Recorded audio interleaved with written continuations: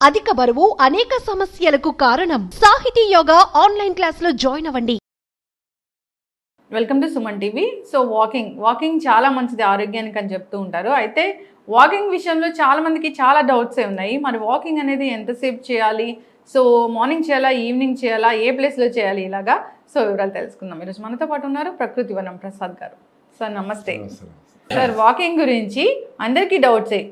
BP ఉన్న వాళ్ళు 10 minutes walk చేయాలి, షుగర్ ఉన్న వాళ్ళు 15 minutes వాక్ చేయాలి, ఒబెసిటీ ఉన్న వాళ్ళు ½ an hour వాక్ చేయాలి, లేదా సూర్యోదయం అవుతుంటే వాక్ చేయాలి, ఇలా చెప్తూ ఉంటారు. అసలు వాకింగ్ అనేది ఎందుకు చేయాలి, చేస్తే ఏం జరుగుతుంది శరీరంలో, ఎలాంటి అనారోగ్య సమస్యలు తగ్గుతాయి, వాకింగ్ రూల్స్ అండ్ రెగ్యులేషన్స్ అంటే ఏమున్నాయి? బుద్ధం శరణం గచ్చామి అంటే మన బుర్ర ఇప్పుడు పని చేయలేదు, మీరు చెప్పినవన్నీ వచ్చేస్తాయి. ఎప్పుడు చేయాలా, ఏం చేయాలి, నిలబడుకొని తాగలనా, కూర్చొని తాగలనా, ఎట నీళ్ళు తాగాలా, ఏం చేయాలి, ఎట తిరగాల, ఎట పడుకోవాలా, అన్నీ చెప్తాయి. ఏ జంతువు పొద్దున లేస్తానే ఆహారం కోసం పోతాయి, పచ్చడి కిలకిలా పోతూ ఉంటాయి. సో అర్లీ మార్నింగ్ యాక్టివిటీ ఉండే జంతువుల గ్రూప్లో ఉన్నాం మనం. రాత్రిలాగా గుడ్లగోబల్లాగా సింహాల్లాగా వేటకు పోయేది కాదు కదా మనం. సో పొద్దున్నే యాక్టివిటీ మనం స్టార్ట్ అవుతుంది. పొద్దున్నే బ్రహ్మముహూర్తం అని అందుకే పెద్దవాళ్ళు పెట్టినారు. 3-3:30కి లేస్తే మీరు అన్ని మీ కాలకృత్యాలు తీసుకొని యోగా చేసి ఇంటి మీద కలాపు చల్లి ముగ్గు చేసి వ్యవసాయం పనులు, పొలం పనులు, రోజంతా పనులే. మహిళలకు ఇంట్లో పనులు, వాళ్ళకి అగ్రికల్చర్కి ఇప్పుడు సపోర్టింగ్ పనులు, ఏ చేతివృత్తులకైనా ఇంట్లో పనులన్నీ ఫుల్గా ఉండేటివి. వాళ్ళకి ఏ ఎక్సర్సైజ్ అవసరం లే, వాకింగ్ అవసరం లే. ఎప్పుడైతే అందరూ సాఫ్ట్వేర్కి మెకానికల్ సిస్టమ్లో ఎడ్యుకేట్ చేసి మీరు మా కోసం పనిచేయండి రా, మేమేం చెప్తామో అవన్నీ ఎంటర్ చేసి లెక్కలు రాయండి, మా బుక్లు మెయింటైన్ చేయండి రా, మీరు మీకు బుర్రలు అవసరం లేదు, మీ టెక్నాలజీ, మీ సెల్ఫ్ సఫిషియన్సీ, మీ విత్తనాలు మీరు, మీ ఆరోగ్యం మీది, మీ వ్యవసాయము, మీ చేతివృత్తులు, మీరు సెల్ఫ్ సఫిషియెంట్గా ఉండరు కదా భారతీయులు ముందు. ఇప్పుడు అది లేకుండా మీరు మా కోసం పనిచేయండి అని వచ్చినప్పుడు వాళ్ళ విధానాలు, వాళ్ళ బ్రెడ్లు, వాళ్ళ కాఫీలు, వాళ్ళ టీలు, వాళ్ళ సాక్స్లు, వాళ్ళ డ్రెస్సులు అవన్నీ చేసుకుంటే గొప్ప అనుకునే ఒక ట్రాష్లో పెట్టేస్తారు. సో పొద్దున్నే డెఫినెట్గా సర్కేడియన్ రిథం అంటాం. మనకందరికీ అన్ని జంతువులకి మనం ఎందుకు చెప్పుకుంటా అంటే మనకేదో పెద్ద బుర్ర ఉంది అని మనం అనుకుంటా ఉన్నాం కాబట్టి మనుషులు. లేకపోతే పక్షులన్నీ కూడా కోడి కరెక్ట్గా 3:30కి కోతకు వస్తుంది, టకటక అంటే అది రెడీ అవుతుంది, పిల్లి అన్నీ లేస్తాయి, ఉంచుకుంటాయి, వాటి పని వాటికి పోతూ ఉంటాయి.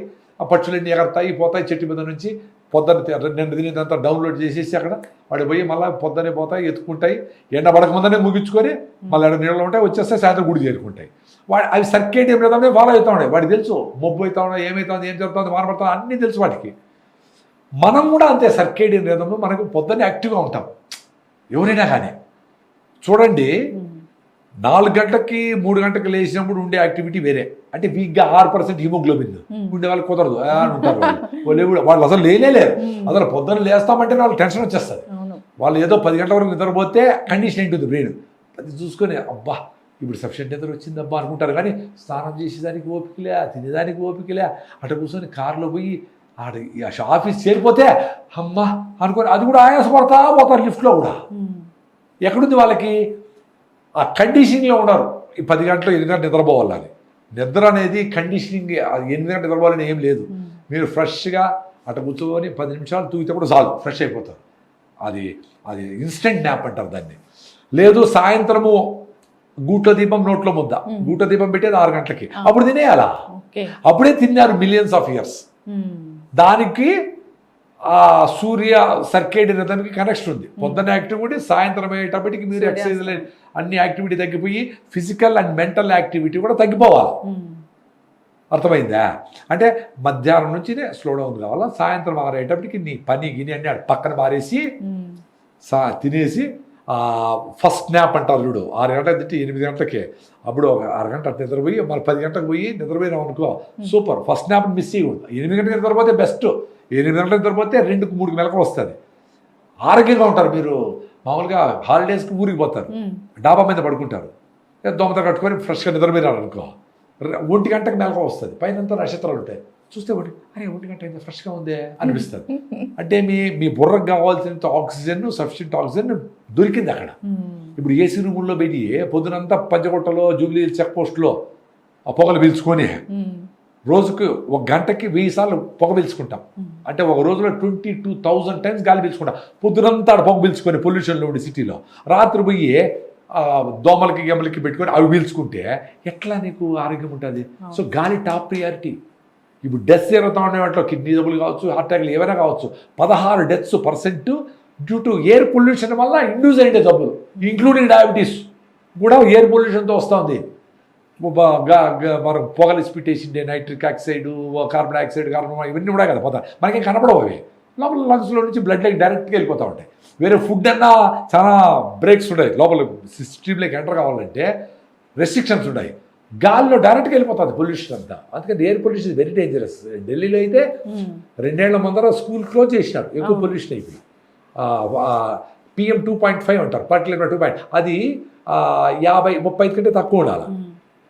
200 కంటే తక్కువ పైన ఉంటే చాలా డేంజర్. 500 పైన ఉంటే హెల్త్ ఎమర్జెన్సీని క్లోజ్ చేశారు స్కూల్స్ అన్ని. అంత పొల్యూషన్ 200 పైన ఉంటుంది ఇప్పుడు పంజకోట్లో. 35 ఉండాలి. అన్ని పిలుచుకొని లైఫ్ ఎక్స్పెక్టెన్సీ బాగుండన్నారు, జబ్బులు రాకూడదు అంటే ఎట్ట కుదరుతుంది? సో సరే పొద్దున్నే చేయాలి ఎక్సర్సైజ్ అంతా, యాక్టివిటీ అంతా పొద్దున్నే చేయాలి. మహిళలకు వీలు లేకపోతే కూడా స్కిప్పింగ్ 5 minutes టక స్కిప్పింగ్ చేయాలి. మళ్ళీ గ్యాప్ ఇవ్వండి, ఆయాసం దొరుకుతుంది, మళ్ళీ స్కిప్పింగ్ చేయండి, మళ్ళీ గ్యాప్ ఇవ్వండి. అంటే వాకింగ్ రన్నింగ్ పోయే టైం లేని చెప్తా ఉన్నా. అది ఈ లోపల నాకు ఫీడ్బ్యాక్ కూడా చీరాల దగ్గర శివకుమారి గారని ఆమె మా గ్రూప్లో ఉంది. ఆమె మీరు పరిగెత్తమంటా ఉంటారు, ఇప్పుడు చూసినా మేము పరిగెత్తలేం కదా, మహిళలు కదా మాకు ఎట్లా అంటే. మరి స్కిప్పింగ్, మరి ఈ వయసులో నేను స్కిప్పింగ్ చేశాను, చేయమ్మా, వీళ్ళు చెయ్యి, మీరు కాళ్ళు అలౌ చేస్తే ట్రై చేయమ్మా అన్న. 1 week తర్వాత ఆమె నాకు మెసేజ్ పెట్టింది, 209 చేయగలిగిందంట, 209 2-3 సార్లుగా. ఆమె ఎంత యాక్టివ్ అయిందంటే నా యాక్టివిటీ చూసి మా ఆయన కూడా స్కిప్పింగ్ చేస్తాను ఇప్పుడు అంటాం. అంటే హార్ట్ లంగ్స్ కొట్టుకుంటేనే ఎండార్ఫిన్స్, డోపమైన్ బ్రెయిన్లో రిలీజ్ అయ్యి నువ్వు యాక్టివ్గా పెడతాయి. ఇట్లా కూర్చొని అంటే అట్టే పడి ఉంటాం. సో దానికి పొద్దున్నే డెఫినెట్గా 1 hour దానికి పెట్టుకోవాలా. ఎవరైనా కానీ వాకింగు, బ్రిస్క్ వాకింగ్, కొంచెం రన్నింగ్, మళ్ళా వాకింగ్, బ్రిస్క్ వాకింగ్, రన్నింగ్ చేసి హార్ట్ లంగ్స్ కొట్టుకోవాలి. వాన పడినప్పుడు కాలువలు క్లీన్ అయినట్లు మొత్తం సిస్టంలో ఉండే టాక్సిన్ అన్ని తీసుకొని బయట వచ్చేదానికి సర్క్యులేషన్ ఇంప్రూవ్ కావాలి. ప్రతి సెల్కి ఆక్సిజన్ అందాలి, అది టార్గెట్. మనం మాట్లాడుకునేటివన్నీ సైన్సే. దాన్ని ఇన్డెప్త్ పోతే ఈరోజు మనం మాట్లాడుకునేటివి చేయగలిగితే, అంటే పొద్దున్న రన్నింగ్ చేసి జొన్న రొట్టెలు తినేసి సాయంత్రం సీజనల్ ఫ్రూట్స్ తినాలి అంతే. పొద్దున్నే 1 hour వాకింగ్, రాగి జావా, 10 గంటలకి జొన్న రొట్టెలు, సాయంత్రం సీజనల్ ఫ్రూట్స్, మధ్యాహ్నం ఇంకేంలే, మధ్యలో నీళ్లు. ఇది తాగితే 1 నెలలో అందరు జబ్బులు పోతాయి, 90% జబ్బులు పోతాయి. ఇంకా 10 మందికి ఏదో హాస్పిటల్ ఉన్నాయి, ఆయుర్వేదమా, ఆల్టర్నేటివ్, రకరకాల ఆల్టర్నేటివ్ మెథడ్స్. కొంతమందికి అలోపతి ఇంట్రెస్ట్ ఉండదు, వాళ్ళు హోమియోపతి, ఆయుర్వేదము, యునాని, ఆక్యుపంచర్లు ఏమైనా చేసుకోండి వాళ్ళకి ఇంట్రెస్ట్ లేకపోతే. అంత సింపుల్గా వస్తుంది హెల్త్. మాకు వచ్చిన జబ్బులన్నీ కూడా అట్లే పోయినాయి.